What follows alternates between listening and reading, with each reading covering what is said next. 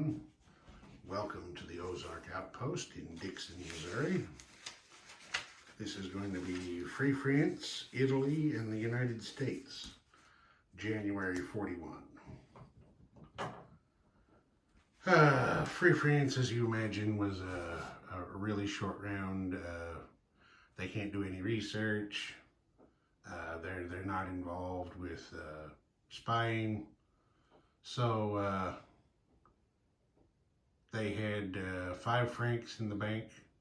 They spent 4 on a mountain infantry, which went to Morocco there. And they saved 1 franc, collected their income of 5, which gives them 6 next turn. They didn't attack anybody, didn't do any non-combat moves. Short and sweet.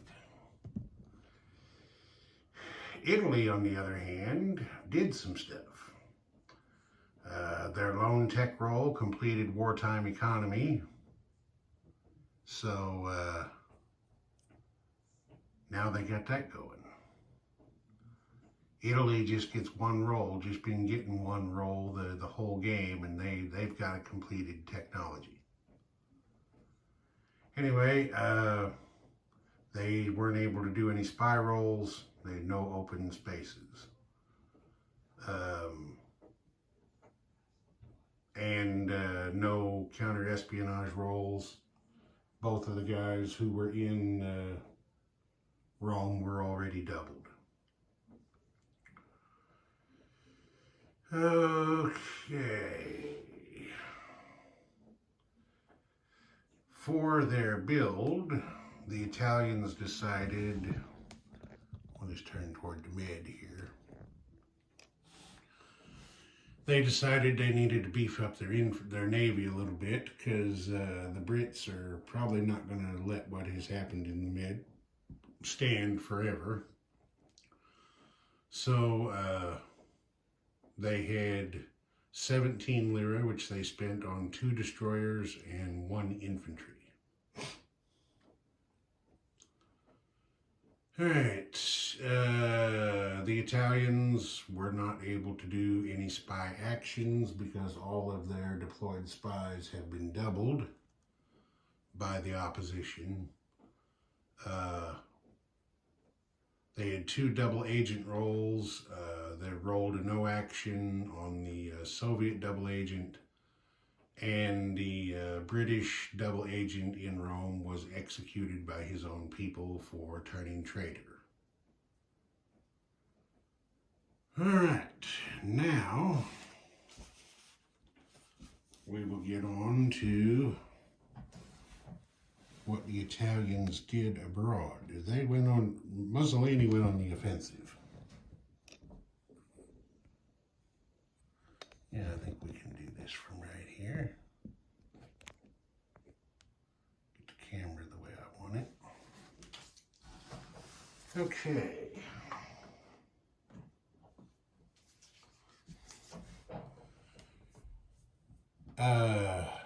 2 colonial infantry that were here in Tanganyika attacked Rhodesia and captured it with 1 loss. There was a cavalry up here in Sudan. It went 2 spaces down here and declared war on Portugal and captured Portuguese East Africa. Of course, once that happened, Portugal aligned to Great Britain. The Italians didn't think it was too bad of a deal. I mean, the British only picked up 1 IPP for, they only picked up 1 IPP for Portugal itself. They gained 1 militia and a torpedo boat destroyer. There's the one thing that may hurt the Italians, the Axis in general later on, was the British acquisition of the Azores out here in the mid-Atlantic and the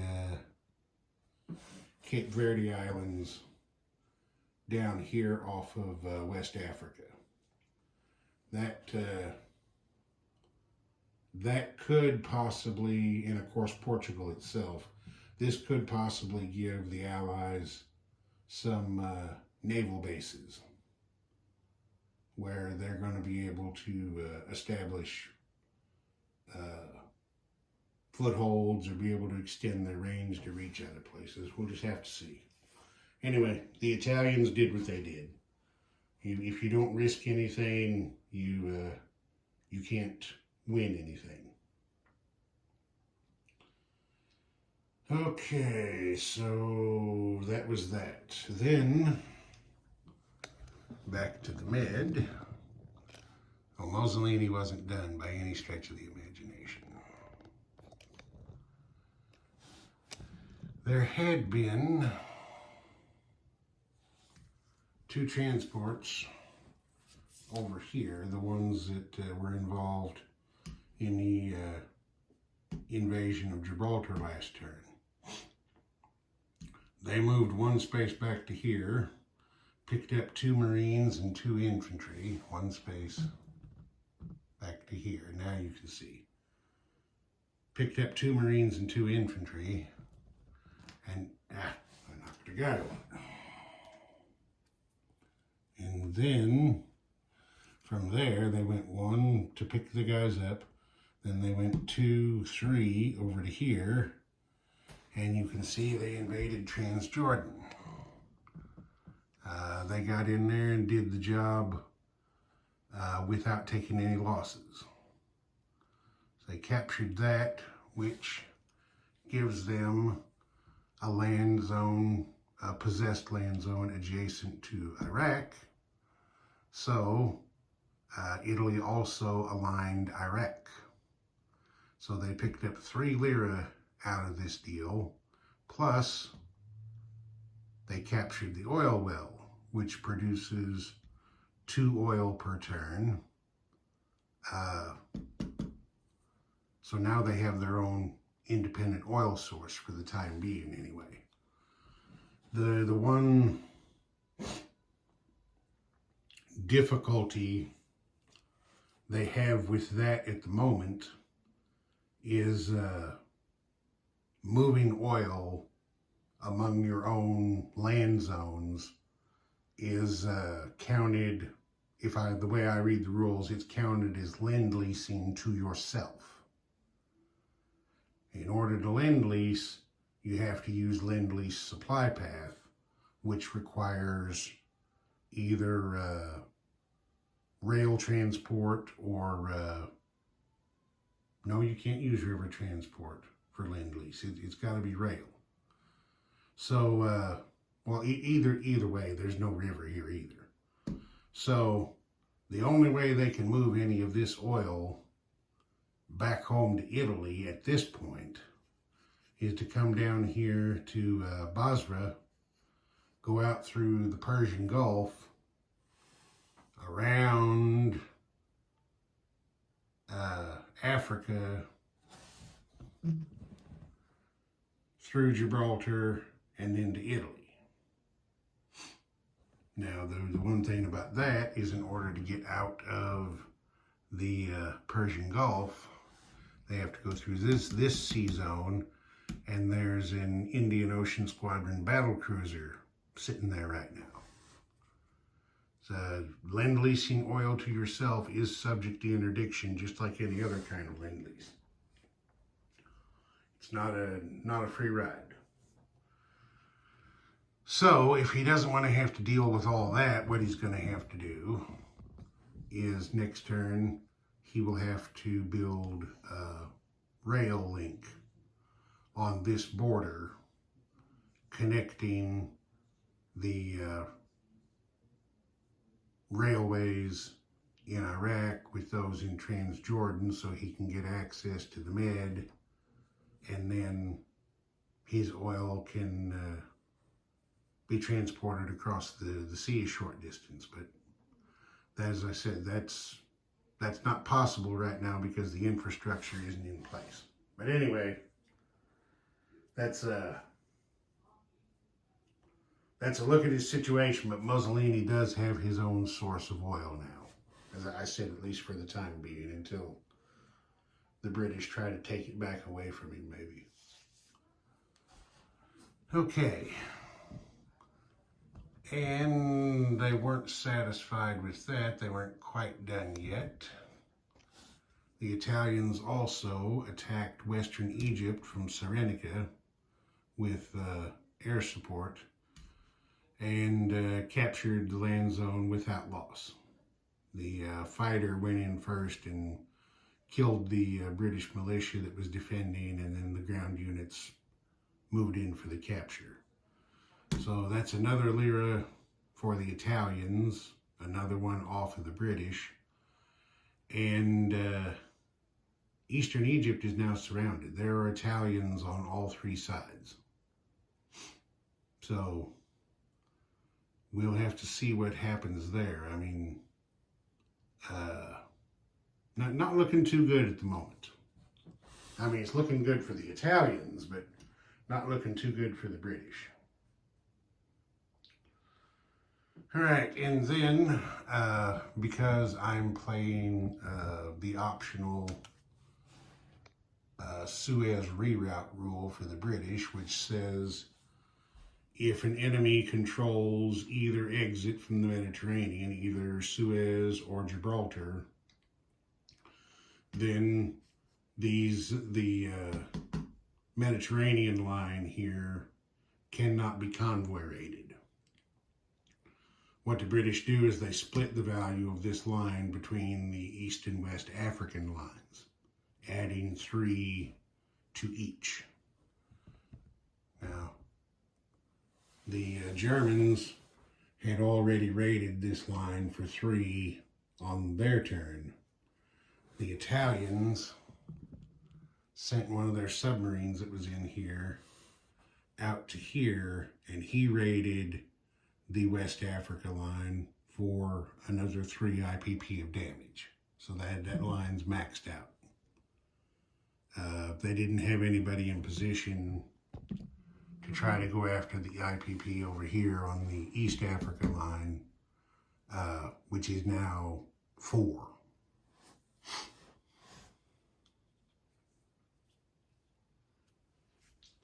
Okay.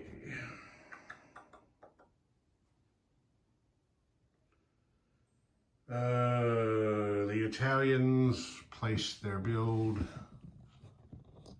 They put the 2 destroyers over here. The battleship did not take part in the shore bombardment down there. It came back home to get its damage repaired. The commander that was at sea came with it. The 2 destroyers were put on the map there in the same zone. And of course, the infantry went to the major factory in northern Italy. This time, a lot of movement, a lot of action. The Italians spent 6 oil. They collected the 2 from Iraq for a net deficit of 4. And then the Italians, see if I can get it to zoom in there enough you can see. The Italian income is up to 17 now. They got 4 more for wartime bonuses for possessing Gibraltar and no enemy warships in the Med. And then they got their wartime economy roll, which looks like 17 was another 5, because they've got 26 in their bank. So that was a pretty good turn for Mussolini. All right, now on to the Americans. The United States used, I guess it doesn't matter which way we turn here. point at the East Coast. The United States has 6 major factories now, so 6 tech roles. They completed long-range aircraft, and they moved improved factories to stage 3. They did 1 spy ring role and missed. They weren't able to do any counter-espionage roles. Everybody that's in DC's already been doubled. Alright, for their build, let's see, the United States had $37. They spent $2 on a nuclear research role, which missed.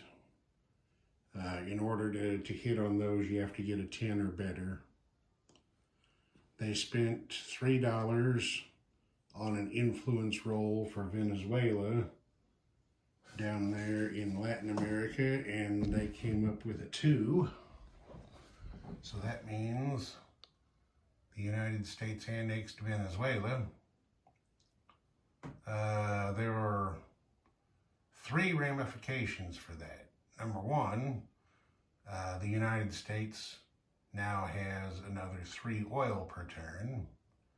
Number 2, the 1 oil that Germany was getting from Venezuela is no longer available to them.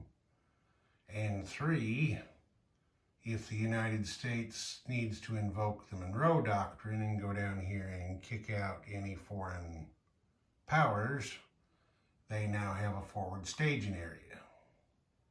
They're in a position to easily and rather quickly assist Brazil if necessary. They can get over here to the west coast of South America pretty easy if they have to. So that was really a pretty good influence attempt and alignment for the Americans.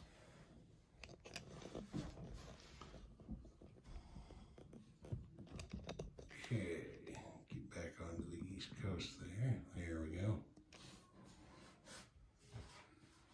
Let's see. The United States also spent $7 to upgrade the minor factory in New England to a medium.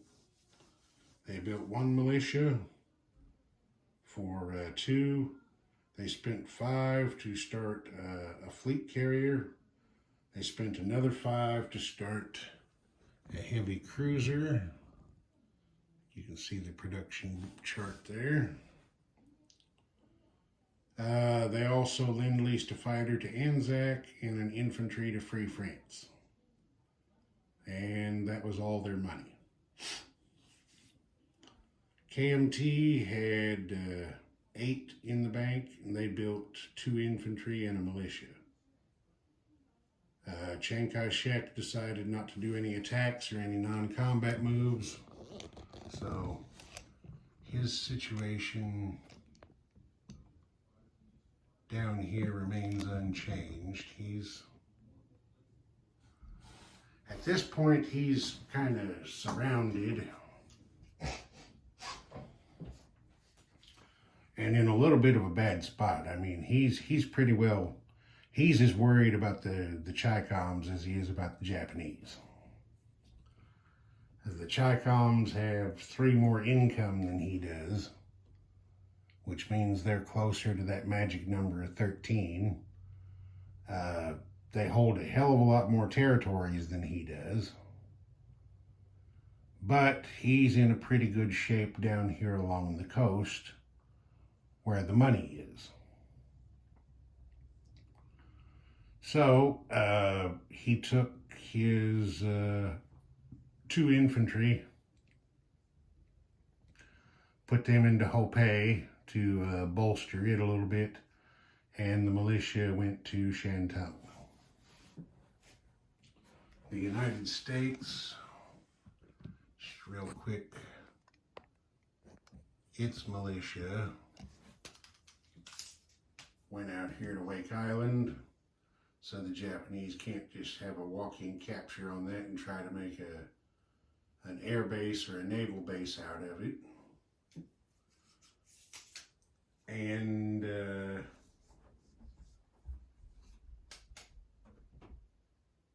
And that was it. That was all they had to put on the map, was just that one militia. Yeah. They did a little transfer. There had been a transport here off of Wake. It moved 2 spaces over here to Hawaii. One of the transports off San Francisco took the infantry from San Francisco and moved it to Hawaii. And the coastal sub over here sneaked over here to the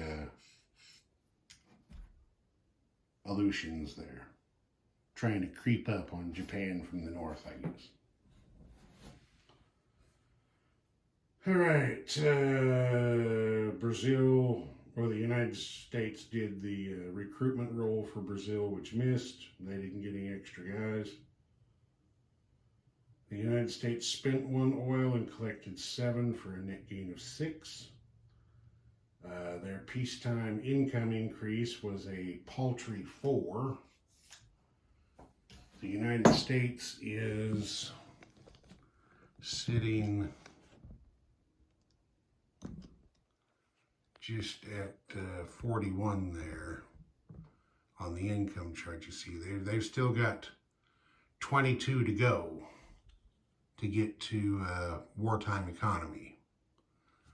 Now they did have the one, I don't remember what I did in past games, honestly, but I'm thinking if the Soviets can't count extra stuff they pick up toward their wartime economy, then maybe the United States shouldn't either. So the $1 they got for aligning Venezuela, I'm tracking separately and not adding that over here to move them closer to war. Yeah, it just seems to make sense to do it that way. So they collected 42. Yes, 42. And then KMT got their 6, +1 for the opium trade in Sichuan, and +1 for the Burma Road. Gives them 8 for next turn. Just do a quick look around here. There's the Axis and Comintern tech chart. Lots of stuff in the middle, just a little bit finished. There's the Allied tech chart.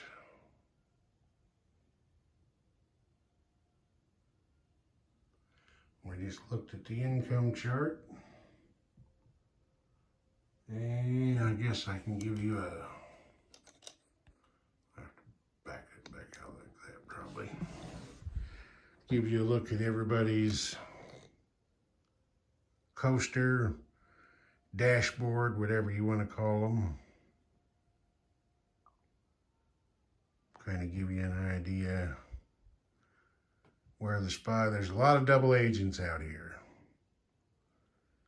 Lots and lots of double agents.